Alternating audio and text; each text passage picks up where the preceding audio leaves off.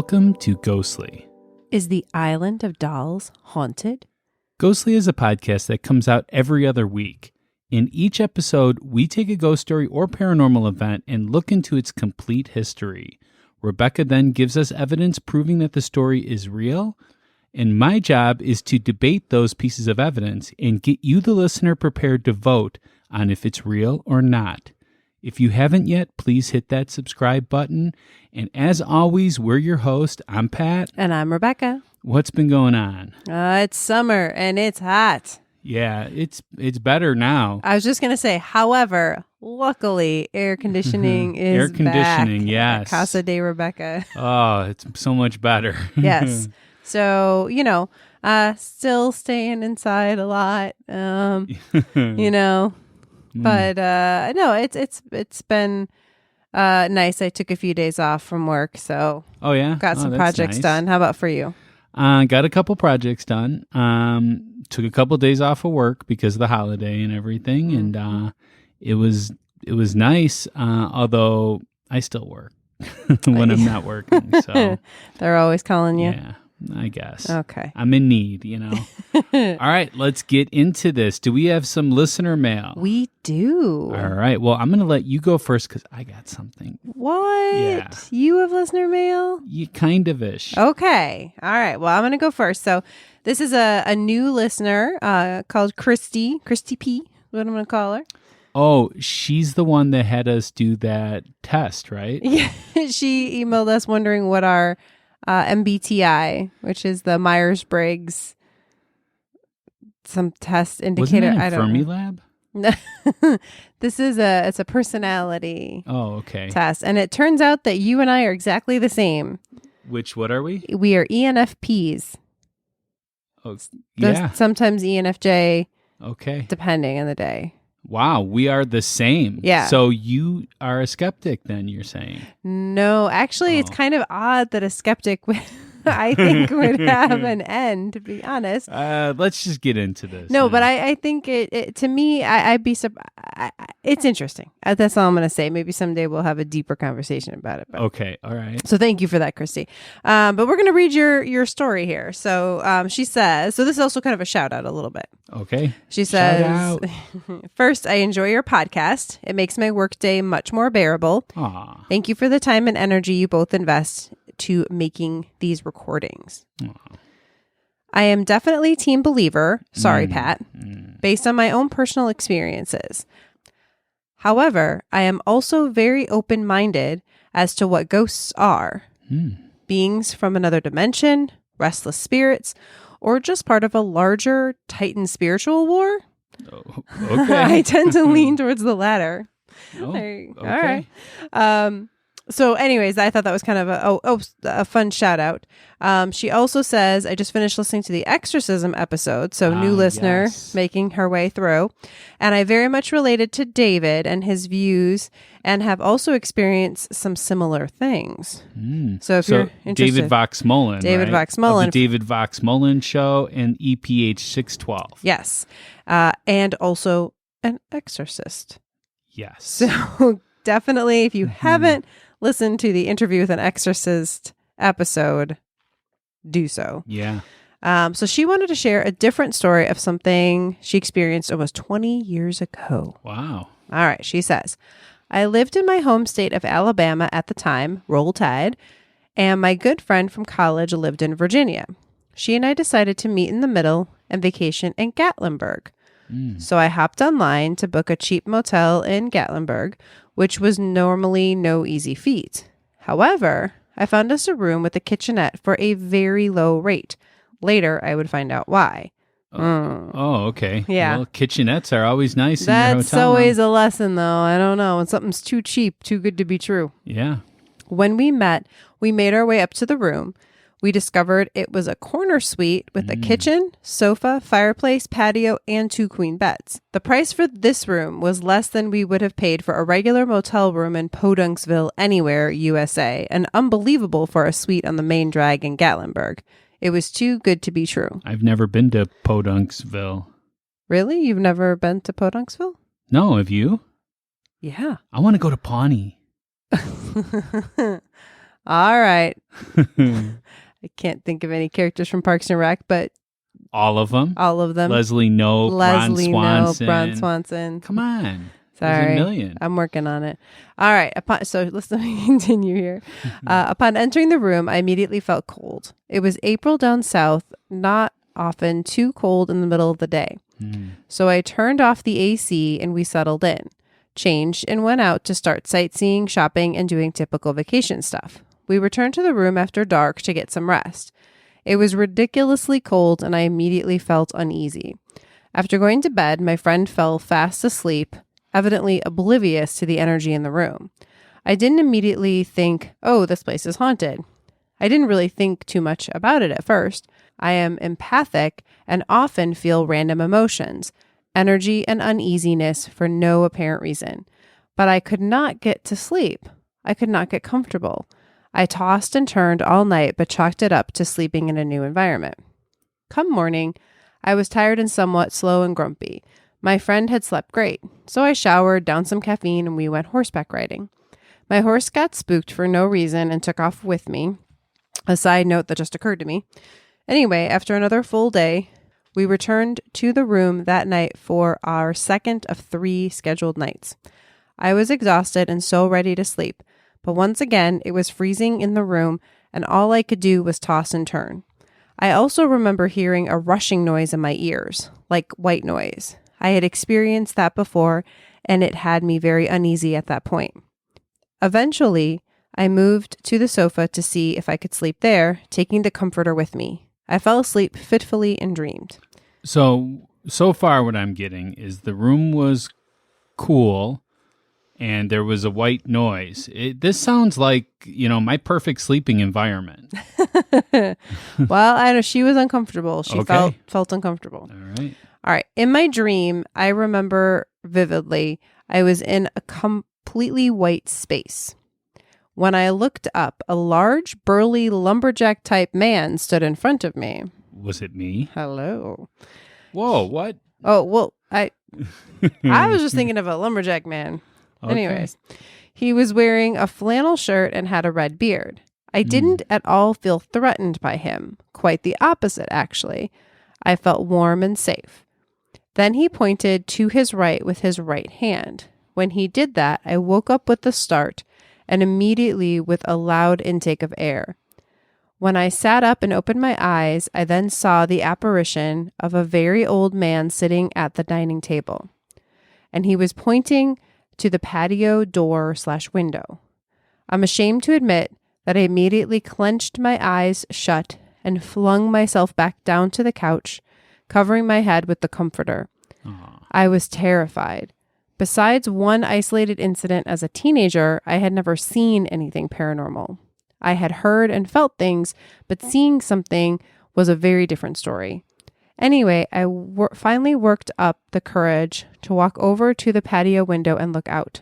There was nothing there. You should know that I told myself that I must have seen a trick of light. I sat down again on the couch and tried to re-see what I had seen, but I was unable to recreate it. Meanwhile, my friend snored away unaffected. Wow. The next morning, I told her what I experienced, and she looked at me as though I had grown a second head. Pretty sure she would have been team skeptic. I told her I was not comfortable spending another night there, and she agreed to cut our vacay short.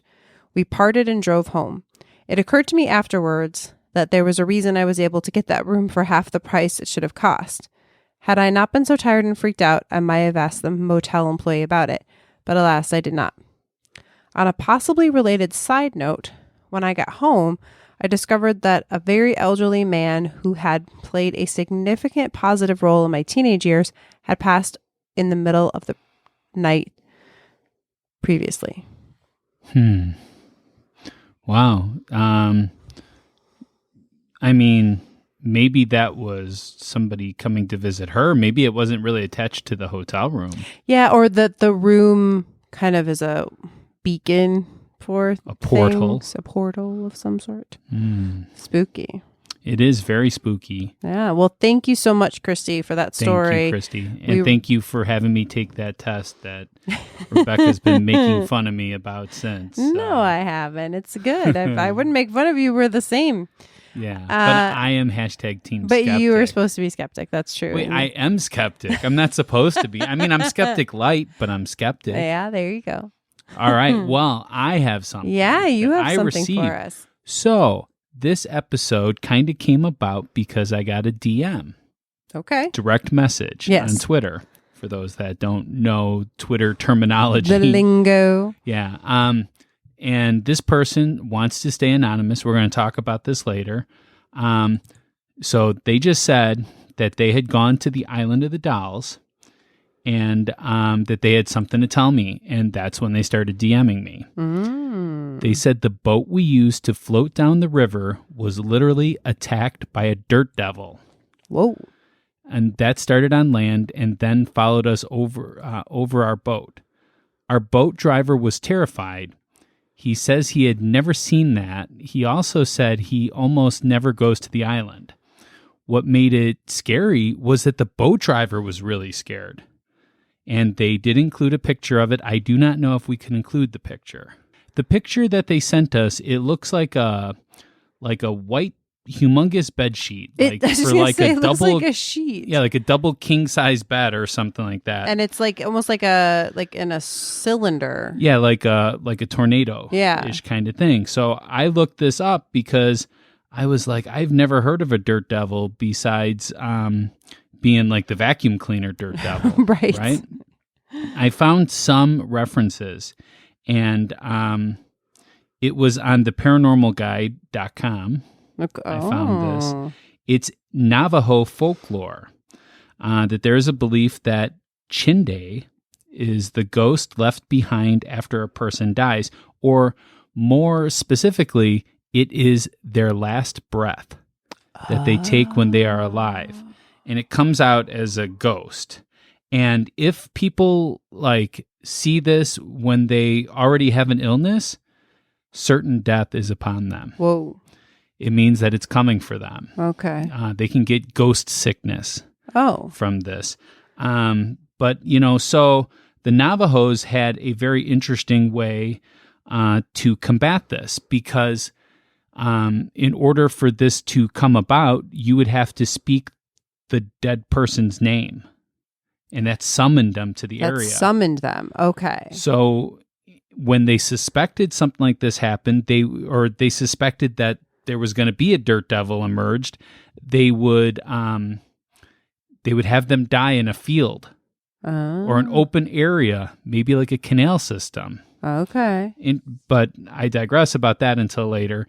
So there's plenty of room for them to do whatever havoc that they need to do, but then they go and they destroy all the possessions of the dead person, and nobody is allowed to mention that person's name again. Wow. That's kind of extreme. Yeah, it is, right? Yeah. Now, so this one, it says it starts in land and follow them onto water. Do they typically form on land? I would imagine so, yeah. It sounded like it from what you just read. Yeah, they are also called dust devils. Dust devils, that makes sense. Because it's kind of, you can see there's some dust in the picture. There definitely is. It looks like a mini tornado. It's so weird. Yeah, it's hard to understand the picture. But you could clearly tell that those are the canals that are around Doll Island, which we're going to talk about. Oh, yeah. We're going to spend some time there. Unfortunately, we have to do the polls first. Well, actually, before we do the polls, real quick, I just want to mention, if you have a story that you want to share with us, we love to hear them. Yeah. And you can email us at info@ghostlypodcast.com.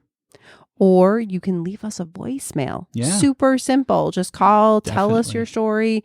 630-448-2138. 630-448-2138. Or if you really want to do something special, you can go on our webpage, ghostlypodcast.com, scroll to the bottom, and you will find our P.O. box. Oh, and you could mail us an actual letter. You could. We've had a couple of things mailed to us, but not many. We have never had a ghost story mailed to us. Yeah, that would be really cool. You would be the first. Yeah, I'd love to read a letter. So we're just going to skip over the polls. No. I just wanted to insert that real quick, but it's time for polls. Oh, okay. For sure. Not really looking forward to this one. So our last episode was about Dublin. And our question was, is Dublin haunted? So we talked about the whole city, and our results were 77% yes and 23% no. I'm losing bigger and bigger every time. We got to stop getting so many believers to listen and more skeptics to listen. Everyone's got to get out and vote, man. You can vote on our website or on Facebook. Yes. Okay. So are we ready to get into the episode now? Let's do it. All right. So in this episode, we're going to be talking about the Island of the Dolls. This entire concept came from that listener that I read the DM from. That told me about their experience. That was part of our listener mail. What I found very interesting is that they didn't want to disclose their name. They were so afraid by this entire experience that they didn't even want their name to be mentioned in association with the story. Or maybe that they happen to work for a huge paranormal investigation type thing. And they don't want to disclose who they are, maybe like a Zach Baggins or something. I'm just saying. No, I'm just kidding. It wasn't Zach Baggins. But anyways, they did share that picture that we talked about. And I don't know if we could put it in the show notes or not. Well, we'll have to check. And I will reach out to the person and see. We'll put them out there. But, if ever we mention a picture and you want to see it and you don't find it in the show notes or the description of the podcast, you can always go to ghostlypodcast.com and click on the episode link in the menu at the top. You can see all of our menus. You could even listen to Ghostly on the website. It's crazy technology, right? Mm-hmm. Anyways, I added it to our list of possible episodes. And every time I checked out our list to figure out what we were going to be doing next, this one always gave me the creeps. Well, I think, just the topic alone is something that gives everybody the creeps. Right. But looking through some YouTube videos of this place, I just knew that this had to be an episode. Ghostly Society needs to hear about this. Yeah. I mean, it's crazy. Now, I will say, though, that I do not speak Spanish, all right? And this episode will involve a lot more Spanish than any of our other episodes. So I'm going to do my best to pronounce them correctly. Rebecca's going to chime in, and I'm sure we will get listeners telling me that I didn't pronounce something correctly, but I will do my absolute best to get it right the first time. Yeah, I'm good with the Spanish, but when we get to like the indigenous stuff, like sometimes it's a little tricky. So yeah, we will definitely try our best with the words in this one. So you got a ghost story for us? I do have a ghost story. All right, let's hear it. I'm excited. Yeah. So I think this is actually one of the creepier ones that I've written. I mean, if I say so myself, I have no idea. You'll have to let me know, listeners. But especially for kids, this might be creepy. So if you've got some kids listening right now, it's up to you. You may want to skip ahead, come back, listen to it, see if it's appropriate. Actually, I would say maybe the whole episode. It is very, very creepy. This is probably going to be one of our creepiest episodes that we've ever done. I will say, when you go out there, there's a lot of warnings about the island, like don't bring kids. Yeah. Seriously. So you may want to listen to this beforehand if you are unsure if it's fit for your children. Yeah, that's not a bad idea. Yeah. All right, so here is our story. I have to tell my story. I don't want anyone else to go through the terror that I did. Last year, I took my son on a trip to Mexico. He's 10, and I thought we could get some beach time, but I could also start introducing him to another country, another culture. So the last few days of our trip, we went to Mexico City, and while we were at a port one day trying to decide if we should take a boat trip, a man told us we should visit the Island of the Dolls. My son was like, no way, I don't need to see dolls. But then the man told us the story of the island and how creepy it was. Well, my son loves spooky things. So then he begged to go, even though it was going to be a long boat ride. I was a little worried about him getting nightmares, but decided he was old enough. On the way to the island, the boat guide told us a lot of amazing stories of the legends of the canals, everything from real history to crazy stories like mermaids hiding in the water trying to pull men in. My son loved all of it. His favorite was the legend of La Llorona, the wailing woman. The guide told us how she was a beautiful woman named Maria who had lived on one of the islands in the Valley of Mexico. Supposedly, she married a wealthy man, but after they had 2 sons, her husband was rarely home. He was off with other women all the time. One time, as she was out with her sons, the husband rode by with a wealthy woman and spoke to his sons, but not his wife, before driving off. Maria was so upset that she drowned her sons in the canal out of spite. But as soon as their bodies were floating down the water, she regretted what she had done. She spent the next few weeks wailing in despair at the spot where she killed them, praying for their return. Eventually she died of guilt and grief. Legend now says that a tall, thin woman in white haunts the waterways in this area looking for her sons, but she will pull in other children into the water, thinking they are her own children. We made it to the island with our heads full of scary stories. It was just as creepy as the guide had told us it would be. But it was also a little touristy and daylight, so I didn't feel super scared.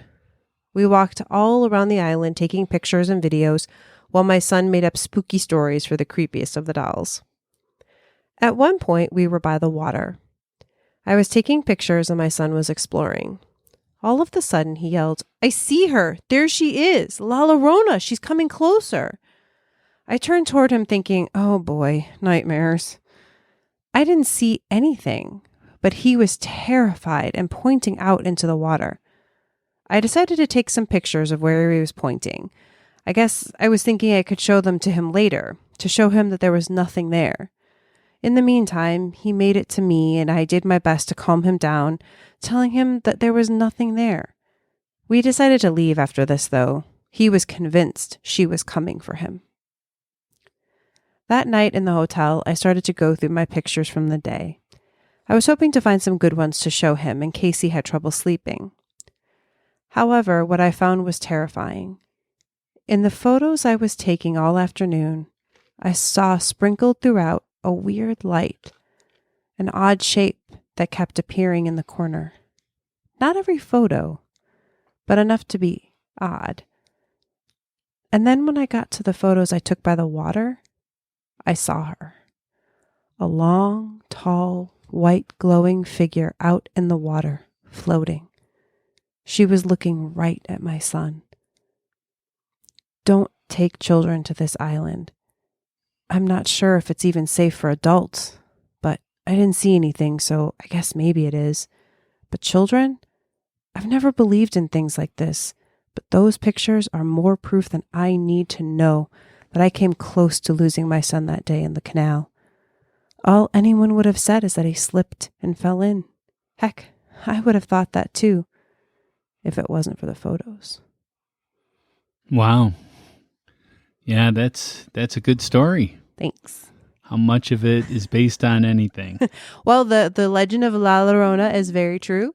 I mean, it's a story that is told, right? And has been told for 500 years. Just 500. And it's often associated with the canals. And people will often say that she might be one of the spirits that haunts the island of the dolls. So I thought it would be appropriate, since we're not going to focus on that as much today, that we kind of get that story in there. All right. Well, I think we should take a break. Yeah. And then when we come back, the history. Let's do it.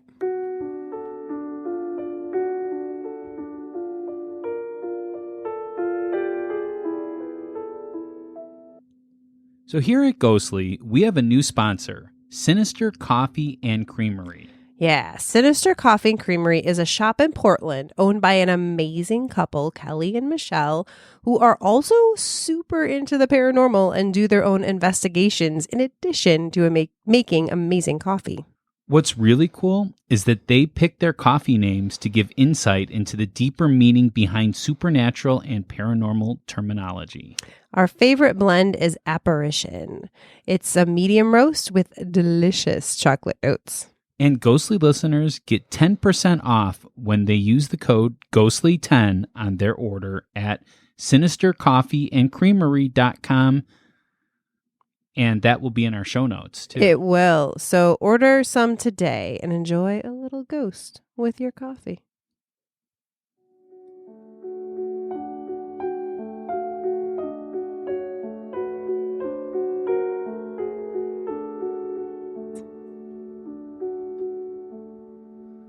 All right. Now it's time to get into the history. Let's do it. My favorite part. Right off the bat, the island, of course, is only called the Island of the Dolls in English. In Spanish, it's known as Isla de las Muñecas. I didn't even want to try with that. Isla de las Muñecas. Muñecas. Which, a quick jump over to Google Translate, it means Dolls Island. Yes. So the Island of Dolls makes me think that there is an island that has dolls on it, right? Yes. But Dolls Island makes me think that the island is owned by the dolls. It's much more creepy when you translate it. The island is located just south of Mexico City between the canals of Xochimilco. You can only really get to this island by boat. I mean, I'm sure you could probably take a helicopter there or something. Yeah, maybe. But really, you can only really get to it by boat, and you have to know which stop to go to get on the boat to take it there, which there are a lot of docks there that they're these kind of boats that will take you into the canals, but not the right canals. And only some boats will actually take you to the island. So you have to pretty much have a translator with you in order to figure out. Well, definitely do your research beforehand. Yes. Because if you watch videos online, there's like 3 ports that go to the quote unquote Island of the Dolls, but only one actually does. Yeah. And there are other boats that take you to a fake island that has a bunch of dolls on it for tourists. Right. That there isn't just one island with creepy dolls, Bob. There are 2 islands. I say Bob because Bob from Bob After Dark is like deathly afraid of creepy dolls. Yeah, this is like his worst nightmare. This is his worst nightmare. There are 2 frickin' islands filled with dolls. Wow. Yeah. The real one is between an hour to 2 hours away by boat. It's farther away. Yeah, the fake one is like 20 minutes. Right. And they say you can tell it's the fake one because you could see the dolls from the boat. Right. Where the other one, I don't know. I saw one where they were pulling up and you could see the dolls. But yeah, I don't know. And also, too, one thing I will note about this island is it's often closed. Yes, I've had, I watched a video where they were there to do it and they're like, nope, they're not letting people. So they had to like bribe people. Yeah. So, yeah, you can bribe people there, though, that will allow you to be on the island by yourself. Ghostly does not condone or recommend this behavior. Ghostly doesn't, but Pat does. I like the idea of bribing people. Rebecca does not advocate this behavior, but there are YouTube videos that you can watch that will help you should you decide to do this. At least the area in like Mexico City is pretty safe, where there's some parts of Mexico where not so safe. Well, there's parts of Mexico City that are definitely not so safe, but there are, just like any city, right? I mean, there's parts that are safer and parts that are not. But I think these are pretty touristy, so not so bad. Yeah, and while you're on the canals, you could get food, you can get drinks. You know, you could pull up to these other boats that have like mangoes and stuff that you could buy, and they're all beverages. decorated. They're really pretty. Like they're this whole canal system. There's a big series of boats. So there are tons of canals in that area. It reminds me of when I went on a couple of swamp tours in New Orleans. I don't know if I ever told you this, but I went on one of the swamp tours in New Orleans with the singer from Type O Negative, Peter Steele. Yeah, I don't know who that is. Well, they're a pretty famous band. Okay. Or they were. So, yeah, he's no longer with us anymore. But it wasn't like advertised that, hey, take this tour with Peter Steele. I just so happened to be on the boat that he was on, and he was a pretty weird guy, and we got to talking, and turned out he was the singer. And it was the crazier thing is it was just like 5 people on the boat, 3 in my party and him and his wife or girlfriend at the time. I don't know what she was. So you're saying canals are a party? Canals can be a party. Okay. Anyways, so sorry to veer off there, but That's all right. You had to name drop your famous story. I did, yep. So let's get back to the history. So one of the things I wanted to talk about is that this canal system has been used for some very dark things over the years. In between 1910 and 1920, Mexico had a revolution, and it's estimated that 1.5 million people lost their lives during that war. Although it's really hard to tell because 200,000 people just left Mexico too, and they never reported that they went. So some of these people just might have gone. It's really hard to tell, but it could be up to 1.5 million people. And guess where the bodies went, Rebecca? Where? The canals. Oh, Lordy. Yeah. Wow. So that definitely could be a reason why these islands are so haunted, right? Yeah, I think that might be part of it. Maybe. The island of Dolls was originally owned by Don Julian Santana. This all began in like the 1950s, and I've heard a couple of different origin stories, all with the same outcome-ish. Okay. Either Julian came across the remains of a girl by the entrance to his island. He was either a caretaker or he owned the island. It's different stories say different things. Mm-hmm. Or that he saw 3 girls swimming in the canals. Oh, I haven't heard that story. Yeah, like playing in the water. But seeing the water, I wouldn't want to swim there, would you? No. Mm-mm. Yeah, it's kind of, it's like swampy-ish. Mm-hmm. Yeah. Well, like I said, I have read that there's stories of people reporting to see mermaids in the water. Okay, yeah. Or just fish. I don't know. Yeah. Well, I guess whichever story you believe, a girl got entangled in these lilies of the canal. And although there is a version of the story where Julian made this all up because he was lonely and wanted attention, but let's say that there was really a girl. Okay, you're going to give us that. There really was a girl. No, I'm just going to say for the sake of getting through this and learning more about the island, it helps to think that there could have been a girl. Okay. So this broke Julian's heart. He had started to experience what he called spirits. Maybe it was the spirit of the girl or something much darker, or it could be that he had a drinking problem. Oh, okay. Because that was reported too by his friends. Julian found a doll had washed up where the girl had drowned. He picked up the doll and hung it to a tree as a way of showing respect and support the spirits of the girl. But the hauntings never stopped. So he started looking for other dolls in people's garbages. So I am sure you could imagine that these dolls weren't in the best of shape. Right. He wasn't like going to the store and buying new dolls. I mean, sometimes he was, like Okay. if there was a good deal or something. Gotcha. But most of the time, he was just like looking through people's garbage and stuff. Okay. And finding dolls. So they were in all different kinds of conditions. Some were only heads. Some were headless, no arms, no legs. Sure, why not? Just hang them up. There's some where there's just like an arm of a doll hung up. Okay. According to those close to him, it was as if Julian was driven by some unforeseen force that completely changed him. Apparently, he couldn't get over the fact that he was not able to save the little girl's life. Wow.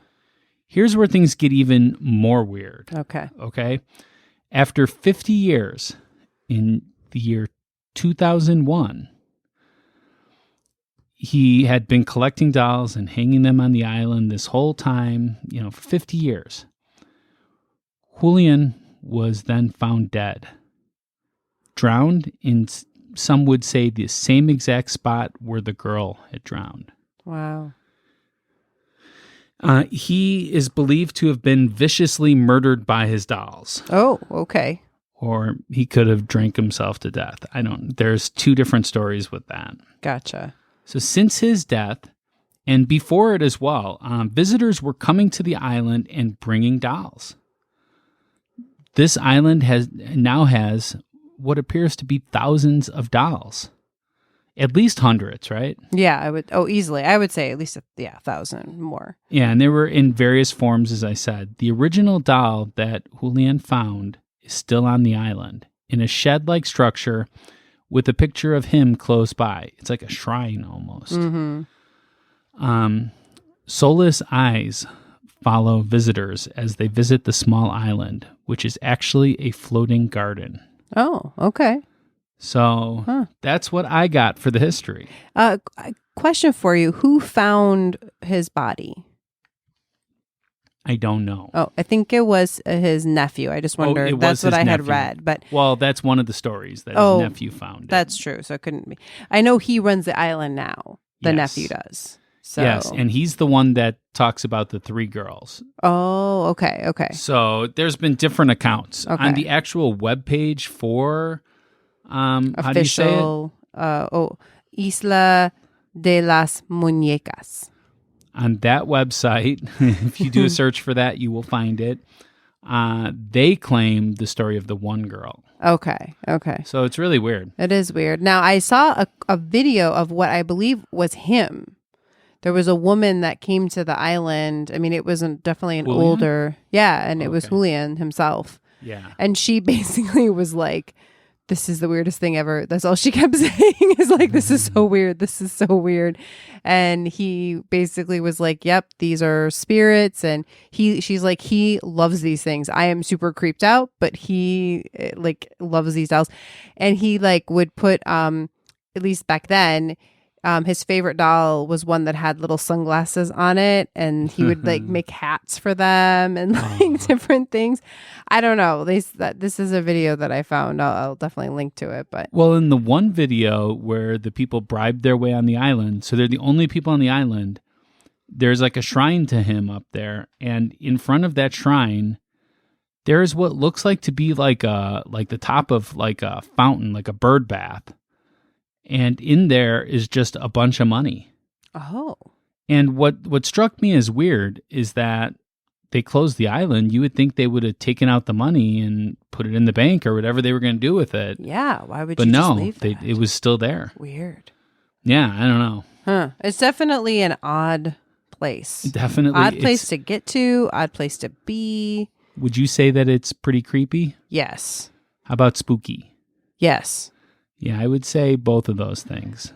I would say every video that I watched, whether it was paranormal based or not, everyone just said this is a creepy place. Yeah. To see all those dolls.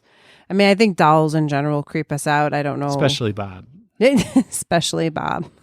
And these dolls are like dirty. Right. And like cracked. Missing and an like, eye. Yep. Yeah. Yeah. One of them has no eyes, and the one guy was like freaking out. He's like, "This doll doesn't have eyes." It's like, get over it, man. Yeah. Move on. No, it's definitely a place I'd like to go. It would be really interesting. Remember to bribe the right boat driver. Yes, exactly. All right. So at that, I think we should take a break before the debate. Sounds good.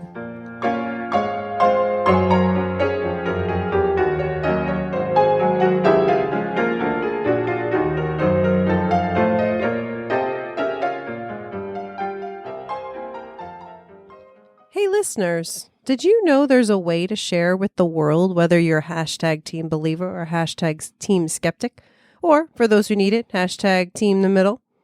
It's our store called Ghostly Gear. Yep. And we even have custom ghostly designs like microclimate or even the Easter Island Massacre or of the Ghostly logo.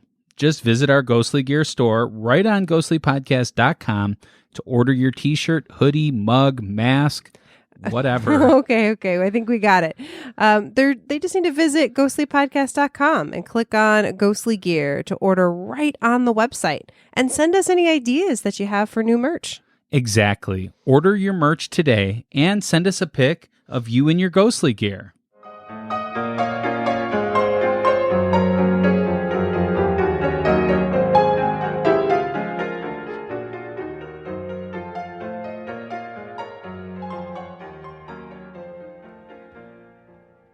All right, we're back. We're back. All right, you ready for this debate? Let's do it. All right, I'm ready. Okay. So we're going to debate some of the evidence that people have found more recently that the island is haunted. Now, let me just say that, like, the evidence that you picked out, most other stories from other people have something to do with one of these kind of things. These are very representative exactly. of all the stories that are out there. Yeah. So, and the ones that I picked are kind of some of the more bigger names in the paranormal business, I guess, or, more famous investigations. Like Mr. Zach? Like Mr. Zach, your favorite. Wow, okay. Yeah. But we're not going to start with him. So, okay. All right. So there's been several shows and investigations of the island. So in general, people claim to see dolls moving on their own, hearing laughing, that kind of stuff, right? Mm-hmm. So my first piece of evidence is a photo that I shared with you right before the show, and I will absolutely, of course, link to it in the show notes, from Destination Truth. A lot of people like that show, I'm sure. Now, basically, it's a thermal imaging photo of trees on the island with 3 glowing, they say orb-like. I'm not saying that they say they're orbs, but they're orb-shaped balls of heat light. The first one is red in the middle with yellow around it, and the other 2 are just all yellow. And they are all the same shape and size and seem to be, I would say they almost are like evenly spaced. All right. So most of my evidence on these things are going to be very similar, unfortunately. I really took me a while. I rewatched all these YouTube videos. I mean, I've got hours invested in watching YouTube videos of this. And in one of the videos, I found what I was looking for. And I had watched it 4 times. Okay. And seriously, I didn't see it until the one time it just caught my eye. One of the dolls had a battery compartment. So you're female and you played with dolls when you were younger, right? Sure. Did you ever have dolls that talk? I did, though. This is about these pictures, though. What do you think about the heat picture? I know. Well, I think that some of these dolls have batteries still. Even the ones hanging out in the woods? Yeah. Yeah, the visitors just leave them randomly. And they just leave them they put fresh batteries in them? No, but they could still have some life left in them. Oh. They're not all broken down dolls. Sometimes they'll go to the store and buy a brand new doll and put it out there. And since the 3 were pretty close together, I'm thinking that this was a fresh area where people are putting their dolls. And that would explain a lot of other things that we're going to talk about. I don't know. To me, it seems the shape of these things doesn't really in the shape of a doll. It's very weird. It's very round. And that's how these cameras pick things up. They don't pick up like a perfect square or a perfect rectangle. A lot of times when something is when there's energy in something, it doesn't have a shape like it's very rounded. I don't know. It seems like if this is that you would see more shapes, differently spaced, if it was just random dolls with batteries. I don't know. It seemed very spooky to me. Okay. Our next... Oh, hold on. Oh, wait. We got to rate it. What would you rate this one? I would rate this one a 0. A 0. A 0. I'm going to give it a 7. Okay. All right. Okay. Next evidence. So this is Expedition X. I've seen a couple different names. I think it's the British Destination show. Jessica Cabot and Phil Torres are joined by Jason Howes from Ghost Hunters or TAPS. So, which I know. Okay. In case you don't, those I don't. skeptic listeners that don't know TAPS, I mean, I don't understand, but it's the Atlantic Paranormal Society. Oh, okay. So they investigate and they spend the night on the island, or at least they stay kind of late. And Jessica goes in a room alone, but she has contact with the guys outside the room. So first, while they're in there, a light goes onto full power when she asks if anyone's there. When she asks if they can turn off the light, it turns off and on like immediately. Mm-hmm. She later claims to hear a voice say "Mama," but I'm going to be honest, I didn't hear that at all. I did. Did you? Yeah, I did. Okay. But I will say there was a doll swinging, and I could not see any reason for it. No other dolls around there were moving. You couldn't there wasn't some airflow or anything like that. So, well, there were a couple of pieces of evidence that you presented in this one. Right. The first one was the lights flickering on, right? Those are lights that they brought. Those aren't lights that were there. Those are lights that they use for investigation. In my experience with now these did not look like the typical flashlight ones. No, it was like a weird square. It was like a box light. Yeah. But in my experience with the flashlight ones, is what people will do is loosen it till it barely has a connection to the battery, and then ask questions because they believe that the ghost can't fully turn it on, So they give it some wiggle room.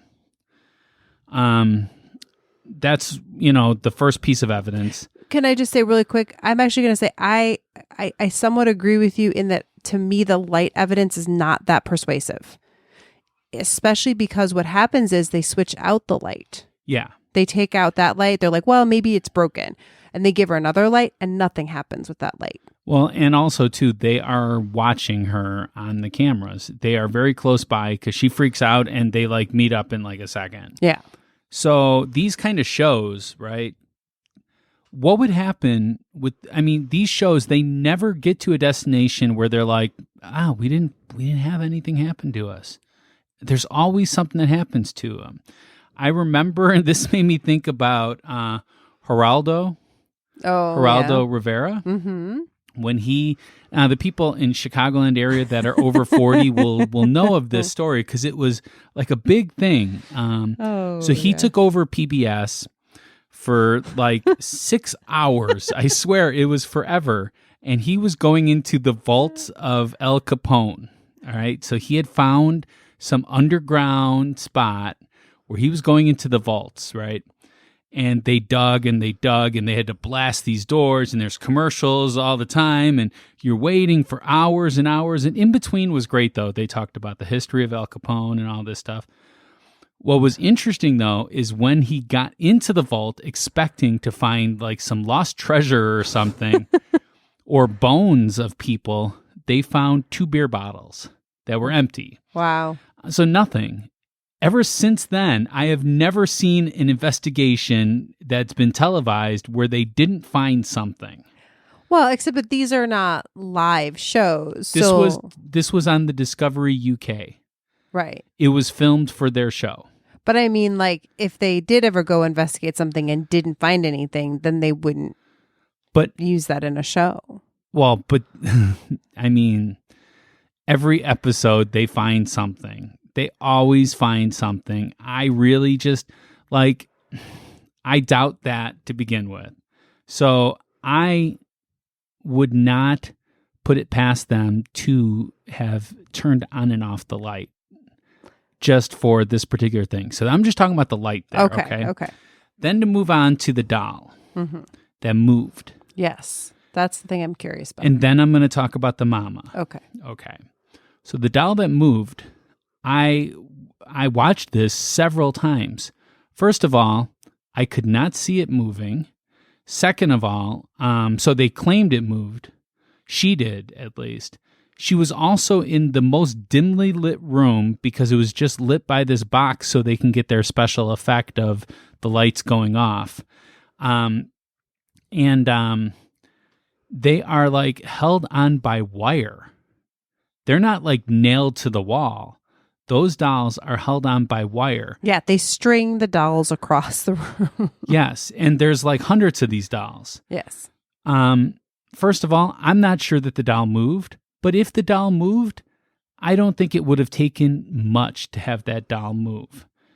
It could have just been that the shelter area that she was in, the weird looking, what is it? Shed? Shed. Yeah, shed. The weird looking shed that she was in, like structurally was not sound enough, and it caused this. I know only one doll moved, but it was just on a wire. It does not take much. It could be like I could blow across the room and probably move these dolls. So the next thing I want to talk about is the mama. Yeah, which I didn't hear, but I did see the doll move. So this is going to go for your next one too. The batteries. These are still things that could have energy in them and could be triggered by whatever. Now, I did hear the mama when they replayed it at the end when they enhanced the sound. But if you have to go through all of this enhancing process, really nobody's trying to get a hold of you. And a doll saying mama makes perfect sense. If it was, some doll that was bought at the store, was one of its features. They were always really creepy. Well, they don't necessarily have to have a battery. Let me say this. Old dolls, I don't know if you know. String, yeah. Well, there was a string, but there was actually also like a weird box inside them where you would like put it upside down and then put it up and it would like, mama, like it was super creepy. And that's exactly how it sounded too. Yeah. So that's why, again, to me, I didn't hear it, but it would creep me out a little because it's like that takes a lot of movement to like move it all the way upside down and up. But, okay, it could happen because that could happen without electricity. But again, the moving to me, super, super creepy. Did you see it moving? I did. I could not see the thing moving. It was super moving. It was like not even a little. It was like a lot. And it was just one out of all of these things on a string. I couldn't tell. I really imagine couldn't that tell. one would move and not others. All right. So what's your ranking of the expedition paranormal investigation? Discovery UK. Discovery UK. I'm going to give them a 0.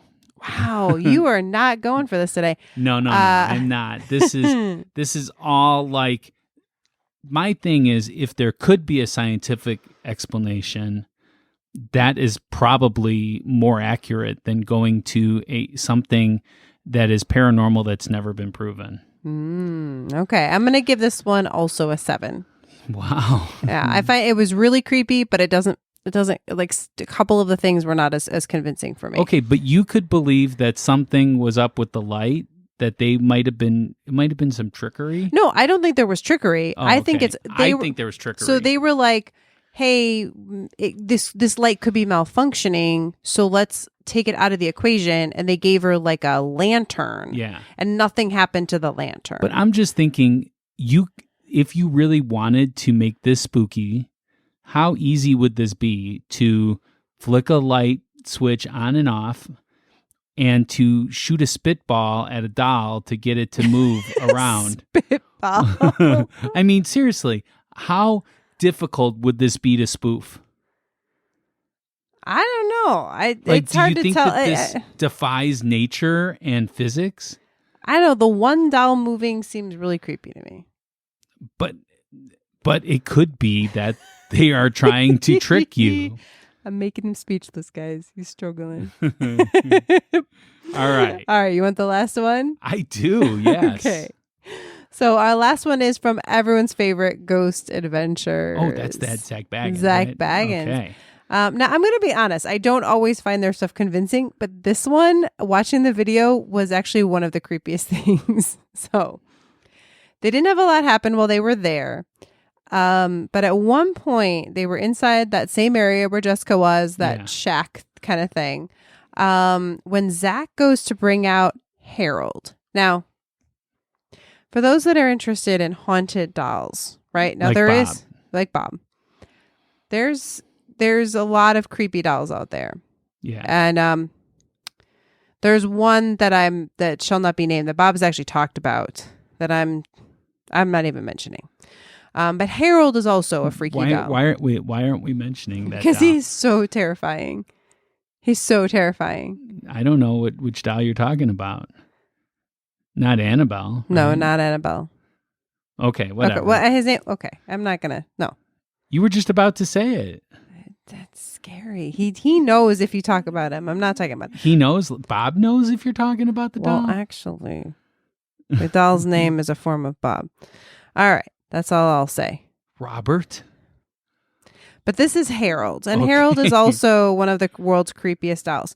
And leave it to Zach to borrow Harold and bring him to the island Why? because he thought maybe the haunted dolls would react to another foreign haunted doll being brought to them. Right? So maybe it'd be like a turf war? I don't know, or be excited or have get energy from him or something. This seems like West Side Story. It's very creepy.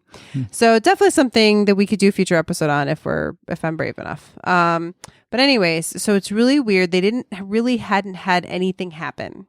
And then he goes to open the bag for this doll and there's a commotion. And the guy says he thought it was a cat running by or rustling or whatever, but there's no cat anywhere on the video or anything that happened. And instead there's a lot of rustling, dolls moving, and there is a doll that starts laughing, super loud, super creepy laughing. And they go and they're filming them. And I mean, these are dolls. I know you talk about people bringing new dolls to the island or whatever, but things in this shack, they are not the new dolls, and nothing in the video looks new. Everything is old, moldy, falling apart. These are not dolls that have electricity in them. And this thing is creepy laughing for a very long time. Okay, so the laughing did sound like a sound that a doll could make, right? It sounded like a little kid excited, It was like, ha. Well, it was thing. but it was creepy. But so it's not outside of the realm of possibility that a doll can make a sound like that, right? Right. We agree with that. Yes. Okay. Now, also, I will say that we have had reports that Ghost Adventure fakes some things. We have actually had somebody on the show, one Nick Mataragas, that played Gacy in an episode of Ghost Adventurers, where he said that he saw them putting on shadow people costumes to, so the shadow people could have either been that there were actual shadow people in the episode, or it could be that they were trying to black out themselves so that they were more stealthy and could move stuff around where the camera wouldn't see it. So if you're in a play, people wear black and they will move a chair and do this and do that, So we actually have reports that Ghost Adventurer will at times fake things. Do you believe that they do? No, not necessarily. So every episode of Ghost Adventurer has something so terrifying, and they always take a commercial break right around that. Well, I will say that's my thing is that Ghost Adventures, it's not always sometimes it's more terrifying than others. Sometimes it's just kind of not really that scary. And other times it's super creepy. Tell me one episode they didn't find something. I haven't watched that many episodes, but I'm sure, again, any episode they're going to show, they're gonna have something. Or stage something. I think that they staged something. There's way too much money in that show. There's way too much money that the number one paranormal show generates. Well, I mean, we're talking ghostly money times 100. That's how much money they make. Please buy us coffee. Anyways, again, it's representative of what a lot of people have said. Creepy, random, dolls laughing, dolls talking on this island. And I'm going to put the video in the show notes. It was really creepy to me of all the things that I watched. I still say that it's not unheard of that a doll would make that sound, that some doll manufacturer would think that was a great sound for this doll to make, and that they had brought a doll that makes this sound and threw it in the loop. I watched the video too, and I saw them go right up to the doll. I watched them run around almost swearing and doing all this stuff. And to me, it's just like, no, they didn't really have to hunt for that doll. They knew which doll it was right away that was making that noise. And it wasn't your friend Harold or Robert or any other of those other dolls. Don't mention that. What if I mention it 3 times? We're just going to wait on that particular idea. So what's your rating of this? Oh, can I go negative? I think that they are trying to fool you people, and I'm sorry that they would do this. It's like sometimes I understand that there's evidence that's presented that I don't think is real, but I think that the people believe is real. I do not think a Zach Baggins or the other guy that had the beard or goatee or whatever it was, I do not think that they think that this is real. They know it's all shenanigans. You're calling out a fellow beardo? I am. Sometimes beard people like money. That's what it's all about. And I'm sorry you guys get mad at me when I talk about people doing stuff like this for money, but come on. They are the biggest paranormal show in the world. All right, well, I'm going to give this one a 6. Wow. It was very creepy, but it It was made to be it was just creepy. one thing. So Also, I will say too that you didn't bring up any of the videos with this, but I can tell that this island is set up to be creepy too. It's not just that it happens to be creepy, because in some of the shed-like areas, there must be like 4 structures on that island. I could think tell. there's several. A lot of them have this green tint to it that has to do with the roofing stuff that they use. When the sun hits it, it looks green, and that gives it a paranormal feel too. That creepy green spookiness. It's all a hoax, my friends. Well, so what's your final overall rating then of the Island of the Dolls? 0. Wow. 0. You're going extreme with this one. I am. Okay. I am. There's no such thing as a haunted doll. Wow. Ever. All right. There's many stories out there of we will talk about toys them all. that come to life. So, all right, I'm going to give it a 7. A 7. Wow. Okay. Yeah. So that brings us to the closing arguments. This is our last chance to convince you to vote our way. We are each given 1 minute of uninterrupted time. We will time each other on our cell phones to keep each other honest. Rebecca, are you ready? Yes. And begin. All right. So I think that La Isla de las Muñecas is definitely haunted. I think the whole area is haunted. There have been stories in this whole area for years. There's all these bodies in the canal from the war. There's stories of people seeing spirits from years before there. The La Llorona is there. And this island was created by a man driven crazy by spirits. So to me, he learned to live with these spirits, but most people that visit the island, every single one of them says it's creepy. Even if they aren't necessarily believers or they're looking for a moving doll or a laughing doll, but many, many people report hearing and seeing things. And I'm going to be honest, it's just, there's nothing more creepy than dolls. Oh, you're done. I'm done? Yep. It didn't make a sound, but I was going to say, you're using something new, so I don't get to see my time. I'm sorry, I had to. Mm-hmm. All right, I am ready whenever you are. All right, and go. So, the reports that this place is haunted come from people that have been to the creepy island. I will give it that it's creepy. I will give it that it has a spooky feel to it. I don't think anything supernatural is there or anything paranormal. I think it's a tourist attraction. They make money charging admission into there, which they should, because it's an island. They have to keep it up, and but I just think that Julian was a drinker. He drove himself mad by his drinking, not by the dolls, not by anything that died. He was a drunk. That he's known as a drunk from his friends. And that's what I'm going to go with. And I believe that we all think it is haunted only because of the dolls. If the dolls weren't there, we wouldn't feel this way. Wow. All right. All right. So that brings us to the end, sadly. Yeah.